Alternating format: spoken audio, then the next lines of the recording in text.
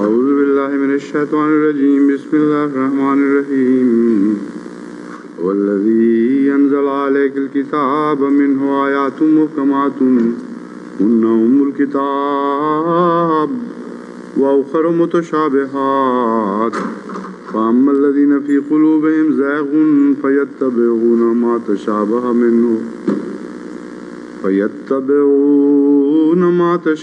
منه ابتغاء الفتنة وابتغاء تأويله وما يعلم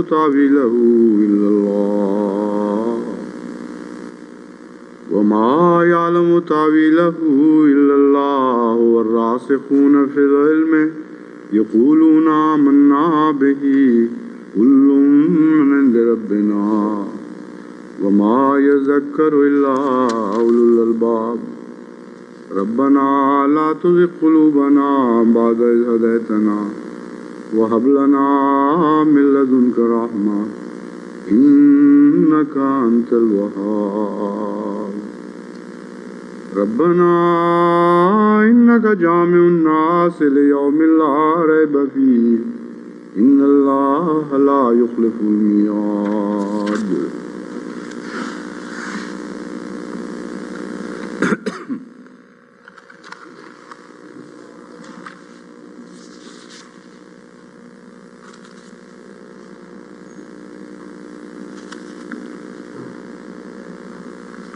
Ummul Kitab is mentioned in the beginning of this verse, qualifying. Ummul Kitab a été mentionné au début de ce verset pour qualifier les qualités d'Al-Muhkamat. Certains versets du Saint-Coran sont considérés comme des versets Muhkamat et les traits des versets Muhkamat ont été expliqués par le terme Ummul Kitab.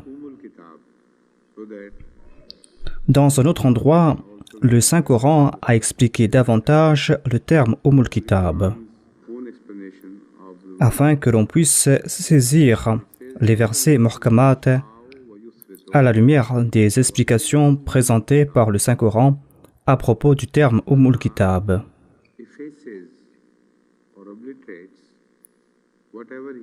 Allah déclare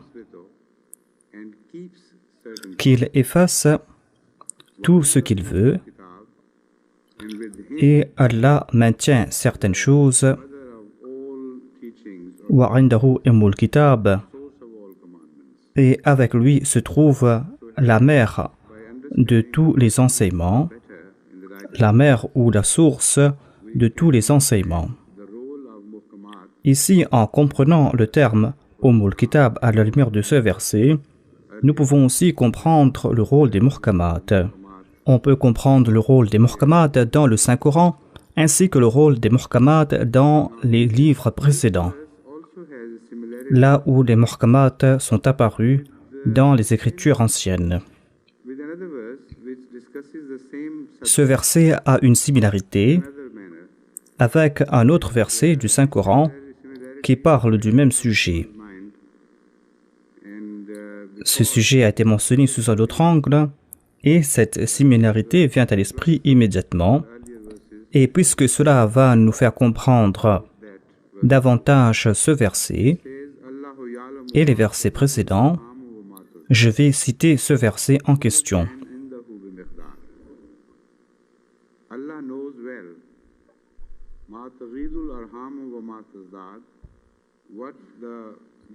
Allah sait très bien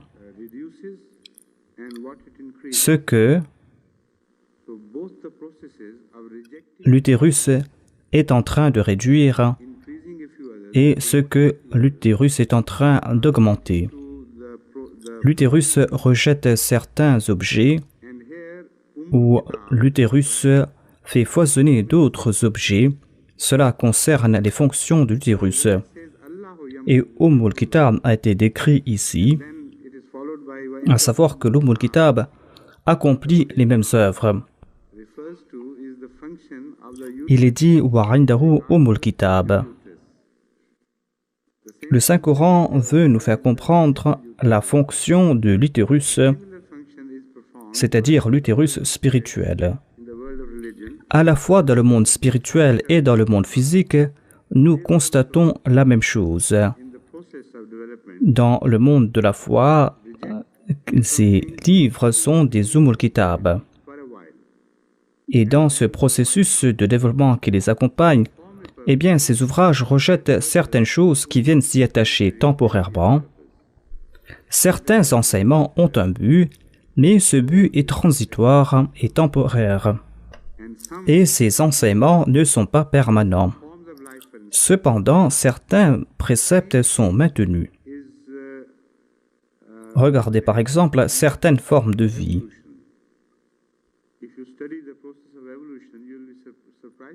Vous constatez la même chose dans le processus de l'évolution. Si vous étudiez l'évolution, vous serez étonné de constater que ce qui se passe au cours d'un court laps de temps dans l'utérus, si vous présentez cela à une plus large échelle de plusieurs milliards d'années, vous allez voir la même chose, le même processus dans le développement de la vie. On voit cela aussi dans le processus du développement de l'univers.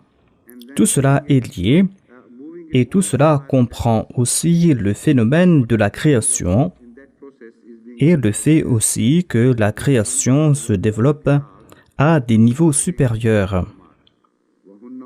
Tout ce qui se passe dans ce processus a été décrit ici et tout cela est inclus dans le terme Kitab concernant les muhkamat. À la lumière de cela, on va comprendre la fonction des muhkamat. Les muhkamat ont un rôle primordial à jouer et cela est similaire à ce qui se passe dans l'utérus. C'est pour cette raison que dans le verset précédent, il est dit « Yusawirukum fil arham ». Allah déclare que je vous façonne différemment dans l'utérus de votre mère.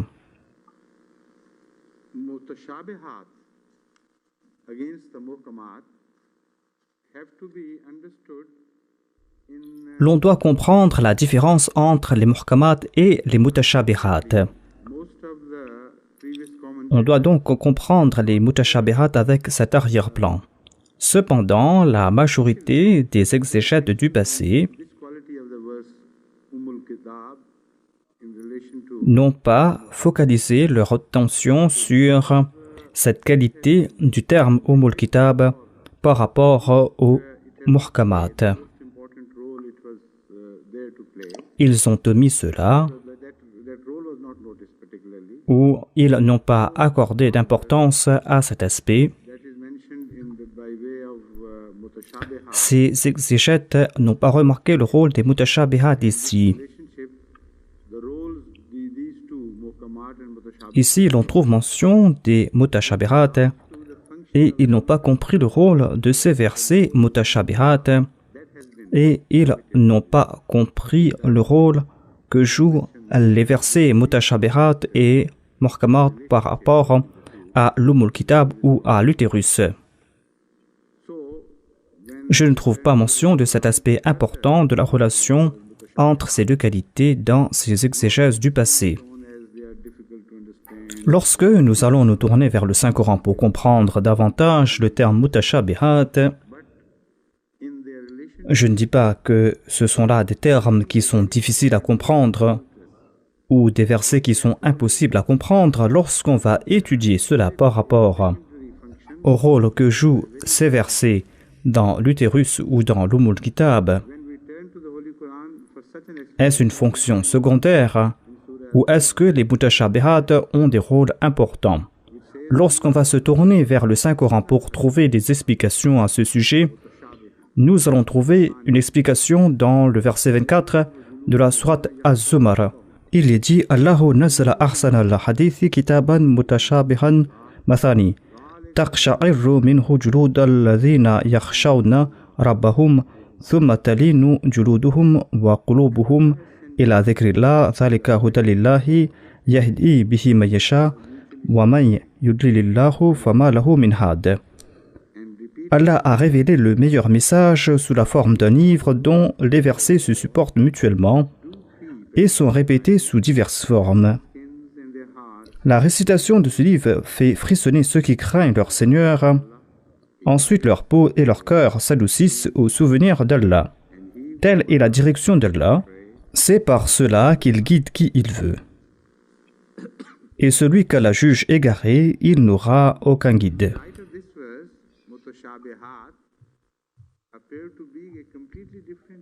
À la lumière de ce verset, les versets mutashabihat apparaissent différents de ces objets qui nous ont été présentés par certains exégètes de l'islam, malheureusement.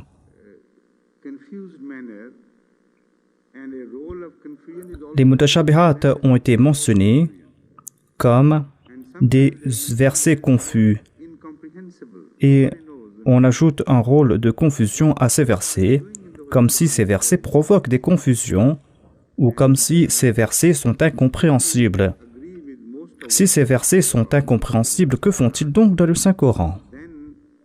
Et si vous êtes d'accord avec ce qui a été dit à propos des mutashabihat, dans ce cas, vous allez devoir rejeter le Saint-Coran comme un enseignement de 3e grade. Et c'est là un blasphème que l'on ne peut attribuer au Saint-Coran. Le Saint-Coran est un livre des plus sublimes. Il y a ce verset et le verset que j'ai cité auparavant. Dans le verset précédent, il est dit que le livre en entier est muhkamat. Et dans ce verset, il est dit que le livre en entier est mutashabihat. Cela signifie donc que l'on va devoir juger cet ouvrage sous différents angles. Sous un angle, l'on va constater que ce livre est un livre de versets muhkamat, et sous un autre angle, l'on va constater que cet ouvrage est un ouvrage de mutashabihat. Lorsque vous allez étudier cet ouvrage, vous allez voir sa beauté extrême, car il est dit « Ahsan al-hadithi kitaban mutashabihan ». Ce livre possède une grande beauté, et tout cela est basé sur le fait que ce livre en entier est mutashabihat. Comment peut-on comprendre cela? Comment les mutashabihat embellissent-ils cet ouvrage? On peut comprendre ce rôle si l'on se tourne vers le terme Ummul Kitab, ainsi que la fonction de cette épithète par rapport à la création, ainsi que par rapport à la promotion de la vie, ainsi que par rapport au fait que l'Ummul Kitab pousse la création vers des niveaux des plus élevés. Dans l'utérus, nous constatons qu'il y a une structure de base qui est la muhkamat. Et cette structure de base est gravée dans chaque cellule de la vie.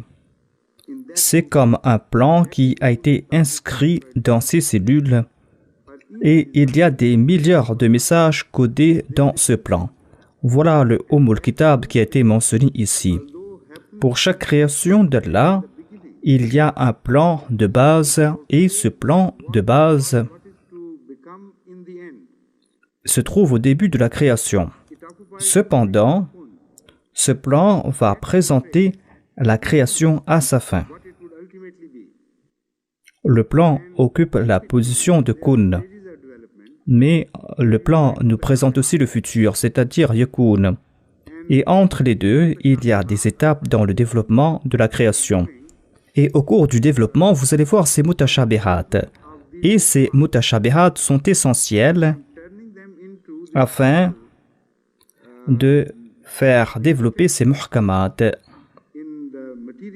Et ces mutashabihat vont les transformer dans les illustrations finales dans le monde matériel, dans la forme de l'existence visible. Ce qui était invisible naguère et ce qui était inscrit devient visible. Ainsi, Ummul Kitab a ce rôle à jouer et dans la Ummul Kitab, les muhkamat sont les premiers. Les muhkamat sont les plans de l'enseignement en entier.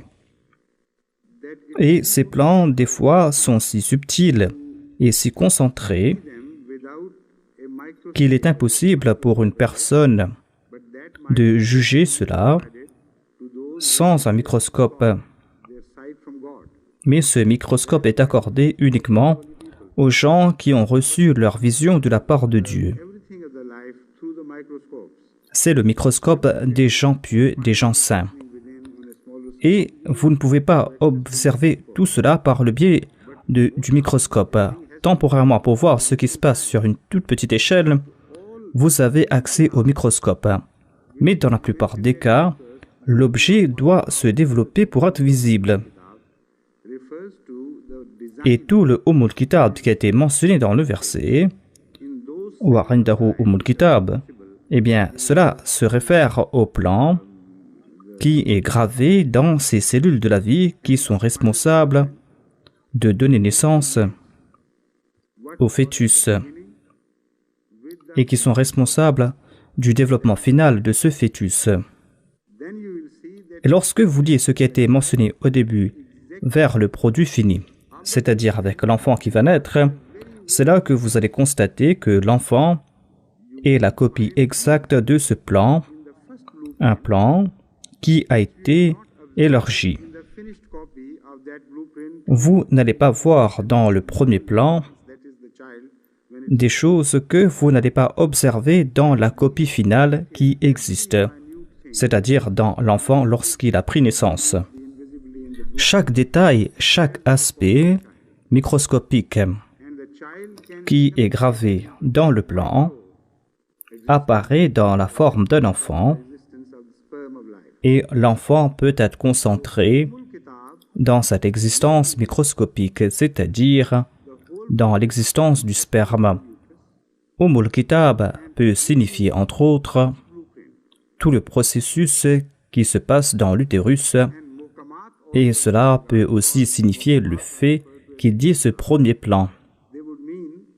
Et Muhkamat peut signifier aussi la même chose, car Muhkamat est qualifié de Ummul Kitab. Le Muhkamat ici va signifier le plan initial concernant les enseignements, que ce soit l'islam, le judaïsme ou le christianisme.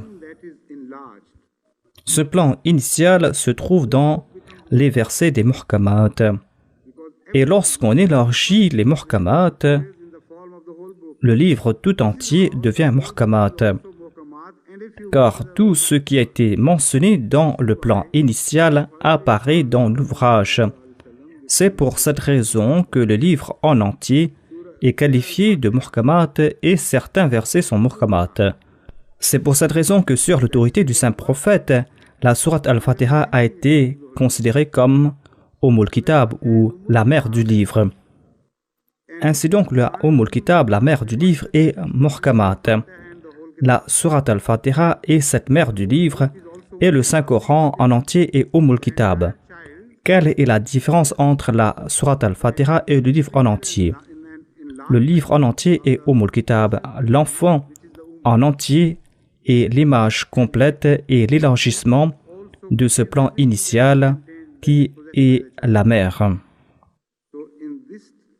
Mais ce plan contient tout ce que l'enfant possède.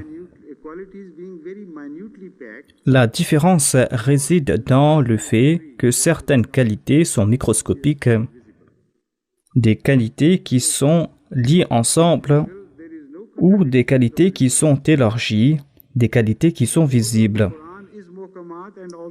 Sous cet angle donc, il n'y a point de contradiction dans le Saint-Coran.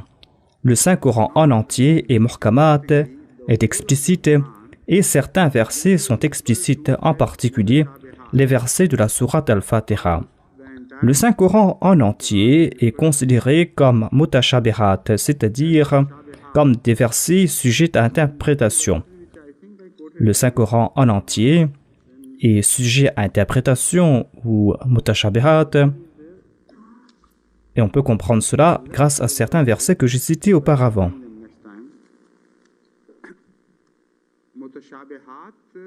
J'ai laissé ces versets, mais je vais les ramener la prochaine fois.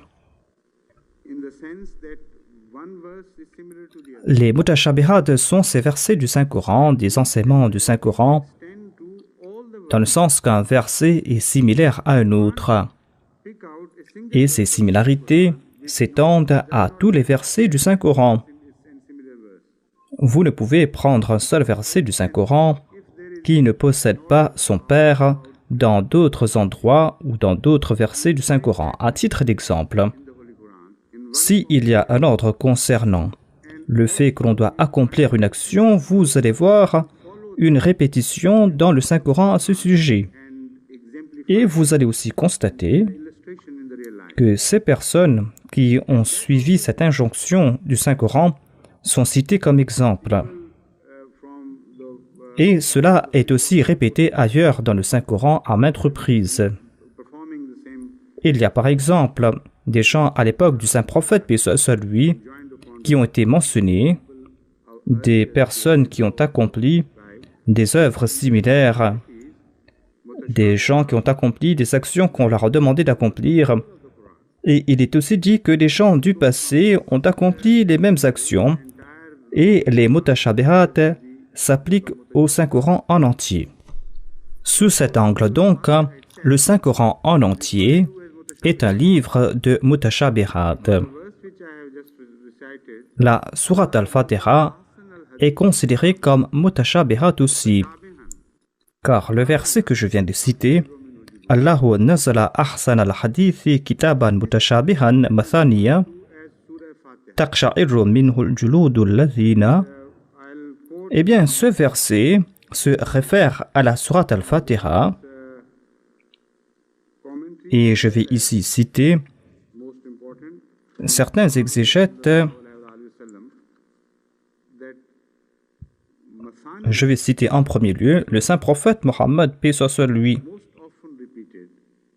qui nous fait comprendre que Mathani signifie la sourate Al-Fatiha, c'est-à-dire les versets qui sont répétés.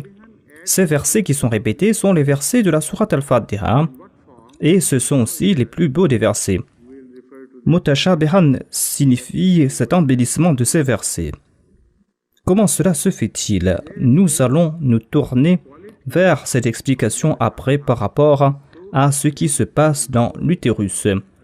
Il est dit ici que les qualités des mutashabihat sont excellentes et ce sont des qualités pénétrantes. Il est dit taqsha'irru minhu juludu alladhina yakhshawna rabbahum. Ceux qui écoutent ces versets mutashabihat frissonnent.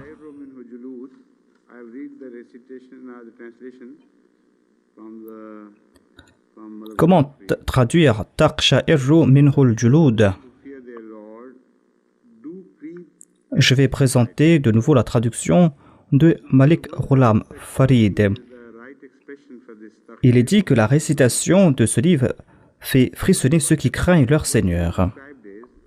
Je ne sais pas ici si frissonner est le mot approprié pour traduire taqsha'irru. Le phénomène qui est décrit ici est que si soudainement vous êtes accaparé par vos émotions, vous allez ressentir un tremblement qui va parcourir toute votre peau.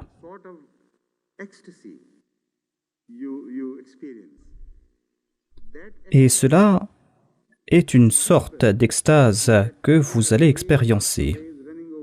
Cette extase est visible en raison de ces vagues qui parcourent votre peau, comme si votre peau est à la surface de vos émotions. Voilà l'image qui est décrite ici par le Saint-Coran lorsque le Saint-Coran déclare « Taqsha'irru minhu juludu alladhina yakhshawna rabbahum »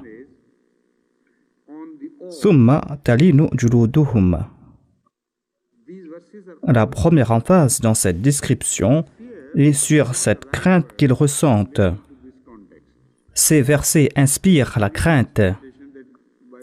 La crainte n'est pas le terme approprié par rapport à ce contexte. Je ne suis pas d'accord que c'est la crainte qui provoque ces frissons. C'est l'admiration pour leur Seigneur qui provoque ces vagues d'émotions qui parcourent leur peau.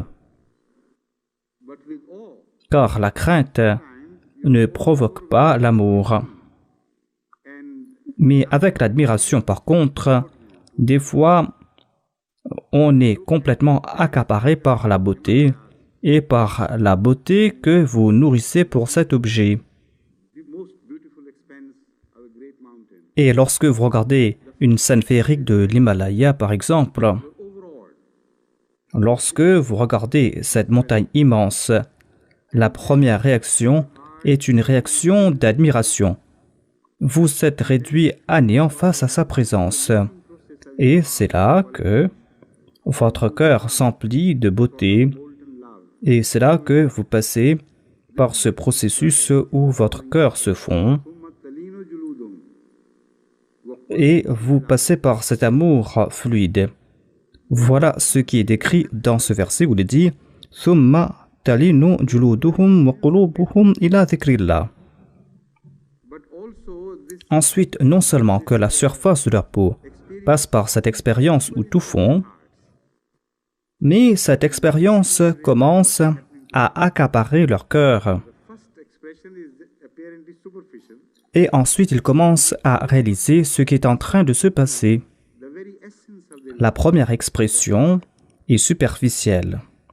Cependant, cet état n'est plus superficiel. Cette expression commence à s'ancrer dans le cœur. Et c'est là que ces personnes éprouvent de l'amour pour Dieu, c'est là que ces personnes louent Dieu, et c'est là que ces personnes se souviennent de Dieu, comme les gens ordinaires ne le font pas. Voilà comment Allah est aimé, c'est-à-dire de la manière la plus profonde. ذَلِكَ هُدَى اللَّهِ يَهْدِي بِهِ مَن يَشَاءُ وَمَن يُضْلِلْهُ فَمَا لَهُ مِنْ هَادٍ. Telle est la direction d'Allah, et c'est par cela qu'il guide qui il veut. Ces personnes qui passent par ces expériences, eh bien, ces personnes le font comme un signe de grâce de la part de Dieu. Cela ne peut se passer avec vous en raison de vos propres aptitudes ou en raison de vos actes de piété. Vous ne méritez pas cela. Ce sont des grâces qui vous sont octroyées par Dieu, comme un signe d'amour, comme un signe de proximité. Ensuite, il est dit « وَمَنْ يُضْلِلِ اللَّهُ فَمَا لَهُ مِنْ هَادٍ » Il y a d'autres personnes qui entendent ces mêmes versets, mais qui ne ressentent pas le moindre cheveu qui se dresse sur leur peau. Au lieu de tout ce processus qui a été évoqué dans le Saint-Coran, il ne passe pas par ces mêmes états. Ainsi donc, Mutashabiha ne s'applique pas à des versets confus ou cela ne concerne pas des versets de troisième ou de deuxième grade. Cela concerne ici la beauté. Avant d'expliquer cela, je vais vous faire un rappel concernant un exégète du Saint-Coran qui s'est fait un nom à l'époque moderne.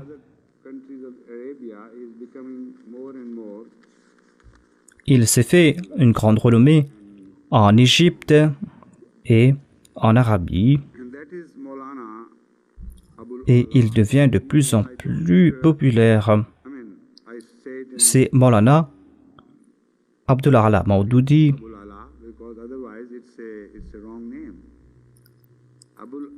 Je prononce ces titres avec des apostrophes, car Abul Ala n'est pas un nom approprié. Abul Ala est le nom de Dieu. Personne ne peut être qualifié de Abul Ala. On peut se qualifier de Abdul Ala. En tout cas, nous citons certains noms des idolâtres de l'époque pré-islamique et certaines personnes sont citées telles quelles, sans que l'on change leur nom, tant que ces personnes étaient des noms musulmans. Ainsi, il n'y a pas de mal à citer ces noms, cela ne veut pas dire que nous partageons ce crime. Cependant, c'est un nom uniquement. Son nom est Abul Ala Maududi. Dans son livre Tafhimul Quran, il a ceci à dire à propos des mutashabihat. Je vous présente ici la traduction qu'il a faite de mutashabihat. Il traduit cela par mushtabihat. Ce sont là deux termes différents Mushtabihat et mutashabihat sont tout à fait différents. Mushtabihat s'applique à ces objets que l'on peut considérer similaires, mais qui, en langue arabe, s'appliquent à des objets qui ont des aspects douteux. Shubha signifie le doute ou la suspicion, et Shubha découle du même mot. Cependant, il y a une similarité, mais il n'y a pas de doute. Vous pouvez voir des similarités, mais il n'y a pas de doute, il n'y a pas de confusion. Dans le terme mushtabih, avec la racine ishtaba, dans la forme ifral ou iftiral, le mot shubha généralement indique qu'il y a une confusion qui règne, une confusion qui découle de cette similarité, une suspicion qui est mauvaise en raison de cette similarité. Lorsque le Saint-Coran parle des mutashabihat, eh bien, il ne veut pas dire cela. Le Saint-Coran n'est pas responsable de la création des doutes ou des suspicions. Mais puisqu'il y a ces similarités, et puisque l'on peut traduire cela différemment, eh bien, certaines personnes qui ont l'esprit malade selon le Saint-Coran, au lieu de comprendre le message réel contenu dans ces versets, eh bien, ces personnes détournent l'essence de ces versets, et ces personnes sont responsables de cela. Ces versets n'ont point d'aspect douteux ou suspicieux. Mais je suis tout étonné comment Maududi Saheb a traité ces versets ou ce verset pour vouloir dire que ce mot mutashabihat veut dire que ce sont des versets qui peuvent générer des doutes ou des confusions et des versets qui peuvent provoquer des suspicions, à tel point que selon lui, cela devient très dangereux de réfléchir sur les versets mutashabihat. Son conseil général est très intéressant et je vais vous faire partager ses conseils. Il déclare à ce sujet que tout au plus, l'avantage que vous allez tirer de ces versets mutashabihat est que vous allez vous rapprocher de la réalité, mais cependant, vous n'allez pas atteindre la réalité. Vous allez vous rapprocher de la réalité, mais vous ne serez pas assez proche de la réalité. Et ainsi, vous allez générer une image confuse de la réalité. Cette image est très brumeuse. Vous allez voir une image qui est très brumeuse, qui est indéfinie. Voilà l'usage maximum des mutashabihat selon lui dans le Saint-Coran.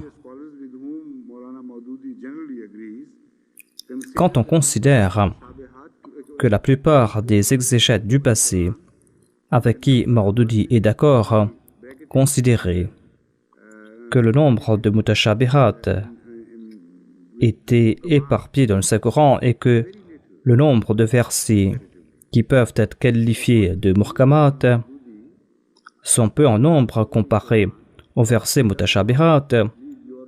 Ainsi donc, selon Maududi, la majorité des versets du Saint-Coran ne peuvent vous guider vers les réalités ou vers la vérité. Ils peuvent vous approcher de la réalité et de la vérité, certes, mais cette vérité sera brumeuse.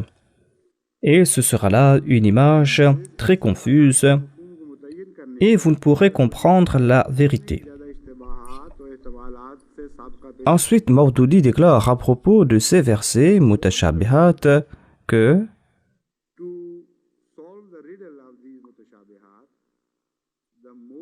autant vous tenterez de résoudre l'énigme des mutashabihat, autant vous serez confus. Et vous serez mené d'une confusion à une autre. Et au lieu de vous rapprocher de la vérité, vous allez vous éloigner de cette vérité. Inna lillah, qu'Allah nous en préserve. Même si vous faites des quêtes honnêtes, eh bien, au lieu de vous rapprocher de la vérité et de la réalité, en faisant ces efforts pour comprendre les versets mutashabihat, eh bien, vous allez vous égarer davantage et vous allez vous écarter davantage de la vérité. Ensuite, Maududi déclare à propos de ces versets qui sont sujets à interprétation que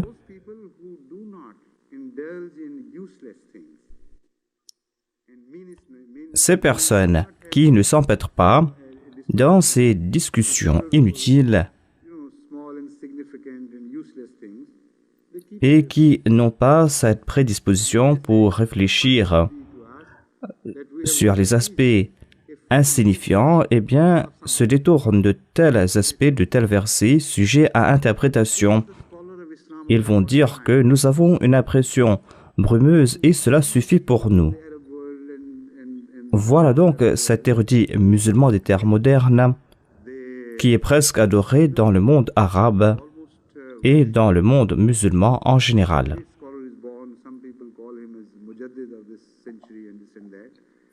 Ils disent que cet très grand érudit est aussi un mujaddid de ce siècle. Et voilà ce qu'il a à dire à propos de ces versets, à propos duquel Allah déclare « Allahu nazala ahsanal hadithi mutashabihan » C'est Allah qui a révélé ou qui a fait descendre le meilleur message sous la forme d'un livre dont les versets se soutiennent mutuellement, dont les versets sont des mutashabihat, des versets qui sont répétés. On n'a pas à se tourner vers d'autres versets. Voilà ce verset qui lit le Saint-Coran avec les versets mutashabihat. Il est dit que le Saint-Coran en entier est mutashabihat. Et l'essence de cet ouvrage, c'est-à-dire la sourate al-Fatiha, est un chapitre qui est sujet à interprétation. Ce concept de M. Maududi est démenti par le tout premier verset de cette sourate, où il est dit « Nazala alayka al-kitaba bil-haqq »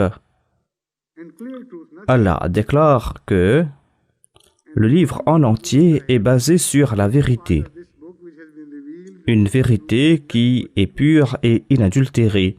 Et selon M. Maududi, la majeure partie de cet ouvrage qui a été révélé avec vérité, et al-haq signifie la vérité évidente, tout comme le soleil apparaît dans le ciel. Donc, selon Maududi, cet ouvrage contient des versets qui ne vous mènent pas vers la vérité, mais qui vous mènent à quelques pas de la vérité.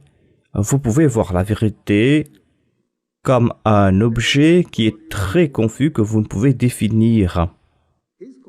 Mais il vous avertit en disant que, au lieu de progresser, vous allez régresser. Son concept du Saint-Coran est le fait de voyager dans le Saint-Coran, et cela ressemble à une histoire où il est dit qu'un garçon est arrivé très tard à l'école. Et il pleuvait ce jour-là. Et il y avait de la boue. Et il est arrivé à l'école 1 heure en retard. Son prof était très fâché. Et il lui a demandé une explication à propos de son retard. L'élève a dit « Monsieur, savez-vous ce qui s'est passé ?» La route était dans un piteux état, il y avait de la boue partout, c'était très glissant. Et quand je faisais un pas pour venir vers l'école, je suis retourné 2 pas en arrière. Au lieu de faire un mouvement de l'avant, je reculais. Voilà donc le concept de M. Maududi qui essaie de comprendre ces versets sujets à interprétation ou mutashabihat. C'est comme si l'on est en train de traverser par cette route boueuse. Et au lieu de vous diriger vers l'école, à chaque pas que vous allez faire, vous allez retourner en arrière comme cet élève. Mais la réaction de cet enfant était beaucoup plus intelligente. Lorsque l'enseignant lui a demandé « Eh bien, comment es-tu arrivé à l'école en fin de compte ?» L'élève a dit que « Je me suis tourné vers ma maison et j'avais le dos qui faisait face à l'école. » Un tel érudit doit tourner son dos au Saint-Coran. Voilà ce qu'il mérite. En fait, il tourne son dos au Saint-Coran.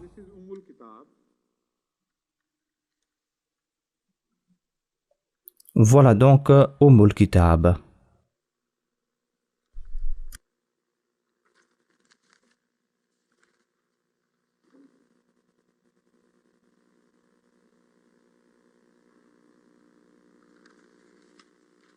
Now we turn to a tradition of the Holy Prophet of Islam, peace be upon him. Maintenant, nous allons nous tourner vers un hadith du saint prophète Mohammed, paix soit sur lui. And then Un hadith qui concerne ce sujet, des versets sujets à interprétation. what is being discussed in this. Ensuite, cette image va s'affiner davantage. L'image sera plus claire et nous allons comprendre ce qui est mentionné dans ce verset. Longish. La tujadilu bil Qur'ani fa innama dhalla man kana qablakum La tujadilu bil Qur'an fa innama dalla man kana qablakum bijidalihim. Inna Qur'ana la yanzil mukathiban ba'dhum ba'da. ولكن نزل لصدق بعضهم بعضها.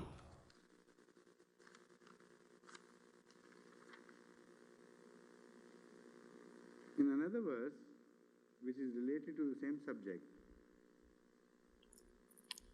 and related from Hazrat Dans un autre hadith qui concerne le même sujet Tirmidhi, this the first verse et qui a été mentionné par Aïcha Siddiqa radhiyallahu anha dans le recueil Tirmidhi, volume 8.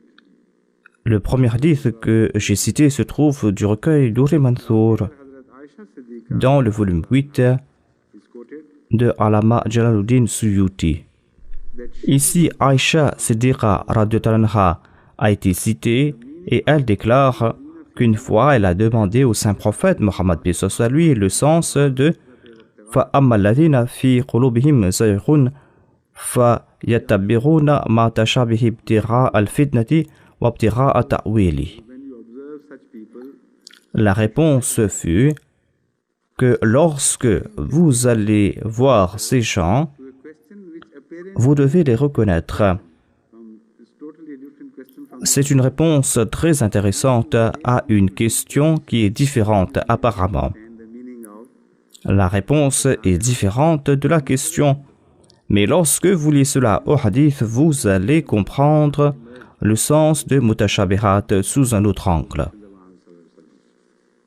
Vous allez comprendre un autre sens de mutashabihat à la lumière de ces deux observations du saint prophète Mohammed paix soit sur lui.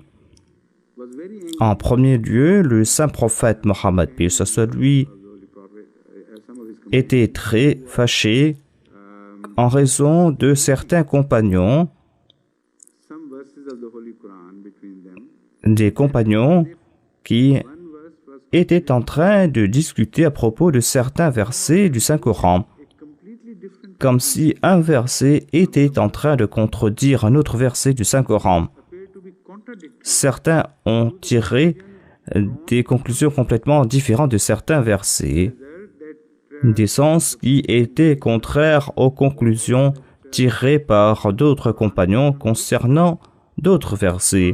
Sallallahu alayhi wa Et la position fut que le Saint-Coran contient des contradictions. so angry that the whole Le saint prophète, paix soit sur lui, était très fâché. told them Il était si fâché smell practice. que son visage s'empourpra Impossible for the Quran et il déclara qu'on doit s'abstenir de cette pratique.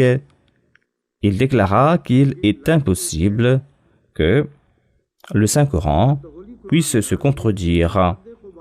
Il est impossible que le Saint-Coran puisse se démentir.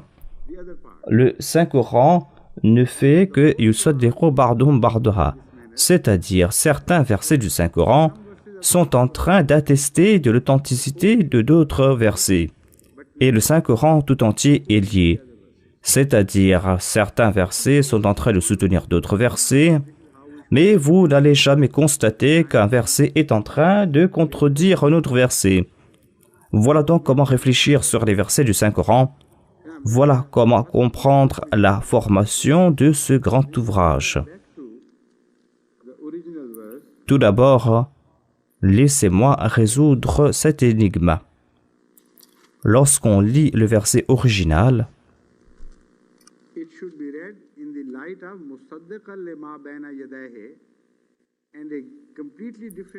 ce verset doit être lu à la lumière de Musaddiqal ma bayna yadayhi, et vous allez comprendre un autre sens de bayna yadayhi. Bayna yadayhi ne signifie pas les enseignements précédents, mais les enseignements que nous avons là devant nous. Musaddiqal lima bayna yadayhi signifie qu'il n'y a pas de contradiction dans le Saint-Coran. Le Saint-Coran atteste et authentifie d'autres versets du Coran, de sorte qu'un verset est en train de soutenir un autre verset et ainsi de suite. C'est la première fois que j'ai lu ce sens dans un hadith du Saint-Prophète, paix soit sur lui. Je n'avais pas réfléchi en ce sens auparavant, et c'est pour cette raison que nous devons accorder une grande importance à certaines remarques du Saint-Prophète Mohammed, paix soit sur lui, qui d'apparence semblent insignifiantes. Mais ces remarques sont ancrées dans les versets du Saint-Coran. Voilà donc un autre sens de Musaddiqal lima bayna yadayhi.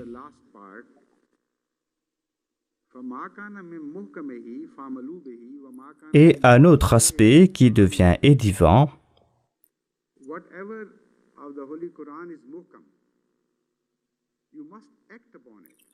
vous devez agir selon les injonctions du Saint-Coran qui sont muhkam, qui sont clairs et évidents. Cela veut dire que ces versets évidents du Saint-Coran sont ces versets essentiels, ces versets fondamentaux concernant votre vie, c'est-à-dire les interdictions et les injonctions. Cela concerne la structure même de l'âme qui est divisée en ses parties différentes. À titre d'exemple, il y a les muscles, les nerfs, les os, et il y a certaines interdictions et certaines injonctions concernant ces membres du corps. Certains membres ont été créés afin de promouvoir certains mouvements ou certaines fonctions. Voilà donc comment étudier toute l'anatomie de l'homme. Dans le mouvement du coude, par exemple, il y a deux types d'os qui sont concernés. Il y a certains os qui facilitent ce mouvement de l'avant et il y a certains os qui arrêtent le mouvement. Et de même, dans les muscles que nous avons dans l'avant-bras et autour de cette partie du corps, vous allez constater deux types de muscles. Certains muscles qui vont aider cette contraction et d'autres muscles qui sont complètement différents des muscles qui empêchent le mouvement. De même, dans le Saint-Coran, nous allons constater ces deux parties dans les versets muhkamat. Nous allons voir des prescriptions et les interdictions. Ainsi, ces injonctions sont très claires. Il n'y a pas de doute ou il n'y a pas de confusion à propos de ces injonctions. Et puisque tout cela concerne votre vie pratique, cela concerne les préceptes fondamentaux et cela démontre comment un croyant naît de cet enseignement, comment il renaît spirituellement de cet enseignement. Ainsi, cela concerne l'anatomie de l'homme. Et il y a d'autres versets qui sont présents et qui ne font que polir cette peau et qui ne font qu'embellir l'aspect physique ou qui ajoutent du parfum ou qui ne font que raffiner le corps ou qui sont là afin d'affiner le toucher ou le goût, ou afin d'affiner l'ouïe, l'ouïe qui est affinée à tel point que même si l'ouïe n'était pas affinie, elle aurait suffi pour la survie de l'espèce. Mais cela concerne plus que l'essentiel. L'homme possède ces qualités qui sont en plus. Les aspects fondamentaux sont les mêmes parmi tous les hommes. Aucun homme n'est complet sans partager ces aspects fondamentaux de l'espèce Homo sapiens. Cependant, les mutashabihat, ces versets sujets à interprétation, sont des aspects qui embellissent et ceux-là ne sont pas partagés de la même façon. Apparemment, il y a des similarités et le Saint-Coran parle ici à propos de la couleur. Il parle à propos de Al-Wa, de Law et de Al-Sina. Cela appartient à ce domaine. Le Saint-Coran déclare: pourquoi ne pas réfléchir sur cet aspect, sur ces similarités entre vous et ces différences entre vous. Regardez votre apparence physique, regardez vos langues, regardez la couleur de votre peau. Et il y a une grande beauté en cela. Il est dit Ahsan al-Hadith. Ahsan al-Hadith appartient à cet aspect des enseignements qui ne sont pas essentiels ou qui ne sont pas fondamentaux, mais qui sont essentiels afin d'embellir l'existence de l'homme. Une personne peut être laide au point d'inspirer la répugnance. Mais si vous comptez les aspects essentiels anatomiquement, vous allez constater que cette personne possède toutes ses facultés, tout cela est en ordre. Peut-être que cette personne sera en meilleure santé que des personnes qui sont beaucoup plus belles. Ce qui se passe dans l'utérus est qu'il y a deux types de progrès simultanés. C'est vrai qu'au début, cela concerne les choses essentielles de la vie. Cependant, le Saint-Coran nous fait comprendre pourquoi ne pas constater que nous vous enveloppons avec des tissus mous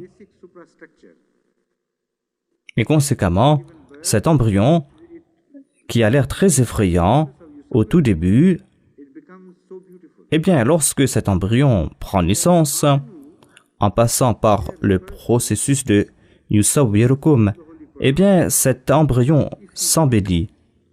Nous concerne ici ces versets du Saint-Coran, et si vous acceptez ces versets, si vous y croyez, même si vous ne comprenez pas à la perfection ces versets, eh bien, cette foi dans ces versets va embellir votre être spirituellement, et ces versets sont essentiels.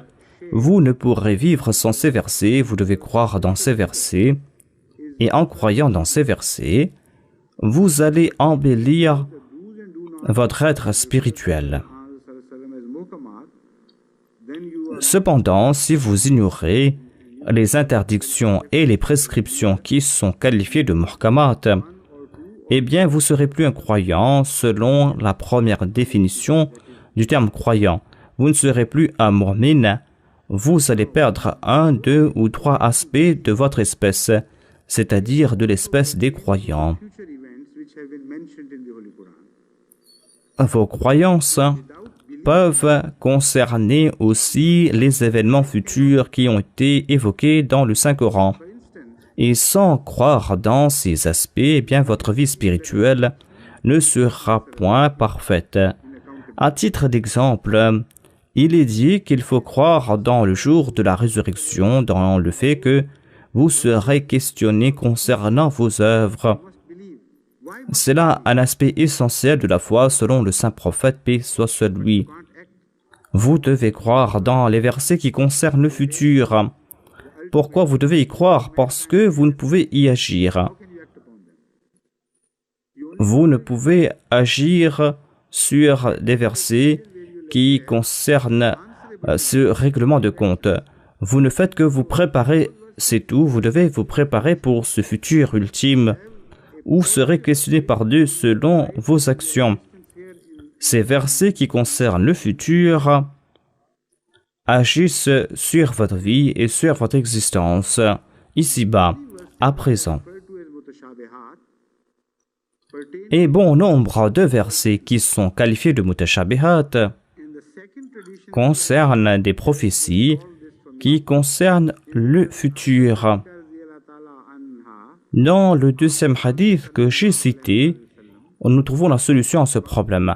Aïcha Siddiqa radhiyallahu anha a demandé au saint prophète, paix soit sur lui, concernant ces personnes qui ont l'esprit tordu, des personnes, et à ce sujet, Aïcha a demandé que signifie ce verset en parlant de ces personnes qui ont l'esprit tordu. Ces personnes qui suivent ces versets qui sont sujets à interprétation. Le saint prophète Mohammed, paix soit sur lui, n'a pas expliqué ce verset comme le désirait Aïcha radhiyallahu anha. Il a expliqué d'une façon différente en nous éclairant sur les mutashabihat. Il a répondu que lorsque vous voyez de telles personnes, vous allez les reconnaître. Et il y avait aussi une prophétie dans cette réponse du saint prophète. Et cela explique que ces versets évoquent le futur et des messages futurs concernant dans certains versets. Et il y a certaines prophéties dans le Saint-Coran qui sont compris différemment. Ceux qui sont pieux comprennent la vraie portée de ces prophéties et ceux qui ont l'esprit tordu comprennent ces versets différemment. Et au temps de l'accomplissement de ces versets, leur comportement est tout aussi tordu. Le saint prophète a déclaré « Aïcha, tu vas vivre assez longtemps pour voir ce processus. Tu vas constater comment ces versets vont s'appliquer et tu vas constater que certaines personnes ont été mentionnées dans ces versets. Tu vas les reconnaître. » Et c'était là un avertissement de sa part. Tu vas vivre assez longtemps, Aïcha, pour voir ces dissensions, le fait que les musulmans vont s'entretuer et ils vont se battre entre eux en se basant sur le Saint-Coran, alors que ces personnes ont été mentionnées dans ces versets. Étant donné que certains ont l'esprit tordu, c'est pour cette raison qu'ils vont transformer le Saint-Coran en un livre tordu. Lorsque tu verras ces personnes, tu dois les reconnaître et tu ne dois pas te comporter contre eux. Voilà le style du saint prophète Mohammed, paix soit sur lui. C'était un très grand prophète, un prophète sublime, et il possédait toutes les beautés du Saint-Coran en sa personne. Mais malheureusement, ces paroles sont traitées avec peu de respect par certains de ses adeptes. Et au lieu de comprendre à la portée réelle des préceptes du Saint-Coran par l'entremise du Saint-Prophète Mohammed, paix soit sur lui, et par l'entremise de ses observations, eh bien, ces personnes commencent à s'entretuer en se basant sur ces versets et en se basant sur ces hadiths et transforment ces hadiths en hadiths qui sont sujets à interprétation, alors que ce sont des versets très clairs. Muhkamat et mutashabihat sont deux aspects du Saint-Coran et cela concerne aussi deux aspects des paroles du Saint-Prophète, paix soit sur lui. Ce sont là deux aspects des mêmes versets et ce sont là aussi deux aspects des versets différents. Donc on doit comprendre cela à la lumière de ce sens qui est beaucoup plus élargi, à savoir qu'il y a certains versets qui sont muhkamat et d'autres qui sont mutashabihat, et tous ces versets sous un angle deviennent muhkamat et sous un autre angle, ces versets sont sujets à interprétation. Et les versets qui concernent le futur sont des versets qui sont sujets à interprétation tant que les prophéties faites dans ces versets ne sont pas accomplies. Et lorsque ces prophéties sont accomplies, lorsque les choses mentionnées arrivent, eh bien ces versets deviennent muhkamat. Donc, il y a un mouvement constant dans le monde du Saint-Coran il y a des vagues qui sont en train de traverser le Saint-Coran. Des muhkamat deviennent des mutashabihat et certains des mutashabihat se transforment en muhkamat. À une époque donnée, certains versets sont sujets à interprétation, mais à une autre époque, ces versets vont se transformer en muhkamat. Mais quant à ceux qui ont l'esprit tordu, au lieu de se transformer et au lieu de transformer ces versets en muhkamat, en dépit du fait que ces versets se sont réalisés, eh bien ces versets sont des mutashabihat et ces personnes s'entretuent. Regardez par exemple les prophéties qui concernent l'avènement du Messie promis alayhi salam. Regardez les prophéties concernant les témoins, le témoignage du soleil et de la lune. Quand cette prophétie s'est réalisée,